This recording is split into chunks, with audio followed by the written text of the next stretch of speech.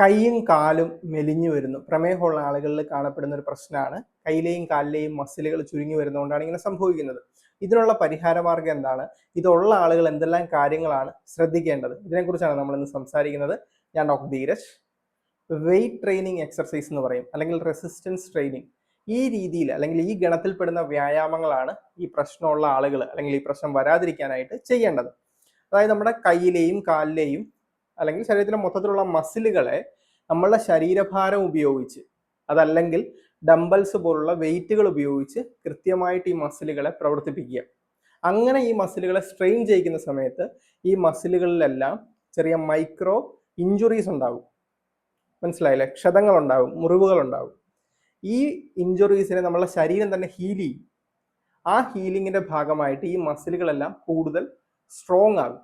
മനസ്സിലായില്ലേ? അങ്ങനെയാണ് ഈ എക്സർസൈസ് വർക്ക് ചെയ്യുന്നത്. അപ്പം ഏത് എക്സർസൈസാണ് ചെയ്യേണ്ടത്? റെസിസ്റ്റൻസ് ട്രെയിനിങ് അല്ലെങ്കിൽ വെയിറ്റ് ട്രെയിനിങ് എന്ന് പറയുന്ന ഗണത്തിൽപ്പെടുന്ന എക്സർസൈസ് ആണ് ഇങ്ങനെയുള്ളവർ കൂടുതലായിട്ടും ചെയ്യേണ്ടത്.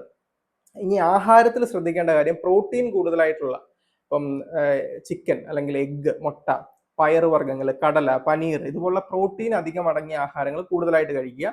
അതിനോടൊപ്പം തന്നെ ചോറിന്റെ അളവോ ചപ്പാത്തിയുടെ അളവോ, അത് അന്നജം, കാർബോഹൈഡ്രേറ്റ് ആയിട്ടുള്ള ആഹാരങ്ങളുടെ അളവ് ഒരുപാട് കുറയ്ക്കരുത്. അത് ഒരു മോഡറേറ്റ് അളവിൽ കഴിക്കണം. ഇനി മൂന്നാമതായിട്ട് വരുന്ന ഉറക്കാണ്. പ്രോപ്പർ ആയിട്ടുള്ള ഉറക്കം നമുക്ക് കിട്ടണം. ഒരു 7-7.5 മണിക്കൂർ ഉറക്കം കിട്ടണം. ഉറങ്ങുന്ന സമയത്താണ് ഈ മസിൽസിന്റെ ഇഞ്ചുറീസിനെ ശരീരം ഹീൽ ചെയ്യുന്നത്. അപ്പോൾ നമ്മൾ കൃത്യമായിട്ട് ഉറങ്ങിയില്ലെങ്കിൽ ഇതുകൊണ്ടൊരു പ്രത്യേകിച്ച് ഒരു ഗുണം നമുക്ക് കിട്ടില്ല. നാലാമതായിട്ടുള്ള ടെസ്റ്റോസ്റ്ററോൺ പോലുള്ള ഹോർമോൺസ് അല്ലെങ്കിൽ ഇൻസുലിൻ ലൈക്ക് ഗ്രോത്ത് ഫാക്ടറിന്റെ ഒക്കെ അളവ് നമ്മുടെ ശരീരത്തിൽ കൃത്യമായിട്ടുണ്ട് എന്നുള്ളത് ഉറപ്പുവരുത്തണം പരിശോധനകളിലൂടെ. ഇത്രയും കാര്യങ്ങളാണ് ശ്രദ്ധിക്കേണ്ടത്. ഇതിനോടൊപ്പം തന്നെ ആയുർവേദത്തിൽ നമ്മൾ ചില ഉള്ളിലേക്ക് കൊടുക്കുന്ന മരുന്നുകൾ, അതല്ലെങ്കിൽ ചില കിഴികൾ, അഭ്യംഗം പോലുള്ള മസാജ് പോലുള്ള ചികിത്സകളെല്ലാം വളരെ എഫക്റ്റീവാണ്. അപ്പൊ എന്തുകൊണ്ടാണ് ഈ കൈകാലുകൾ ഇങ്ങനെ മെലിയുന്നത്, അതിന്റെ കാരണത്തെക്കുറിച്ച് വളരെ വിശദമായിട്ടുള്ള ഒരു വീഡിയോ ചെയ്തിട്ടുണ്ട്. അതിന്റെ ലിങ്ക് ഞാൻ ഷെയർ ചെയ്യുന്നുണ്ട്. താല്പര്യമുള്ളവർ കണ്ടു നോക്കാവുന്നതാണ്. ഈ വീഡിയോ നിങ്ങൾക്ക് പ്രയോജനപ്പെട്ടു തോന്നിയാൽ മറ്റുള്ളവർക്ക് ഷെയർ ചെയ്ത് കൊടുക്കുക. ഈ ചാനൽ സബ്സ്ക്രൈബ് ചെയ്യുന്നതും പരിഗണിക്കാവുന്നതാണ്.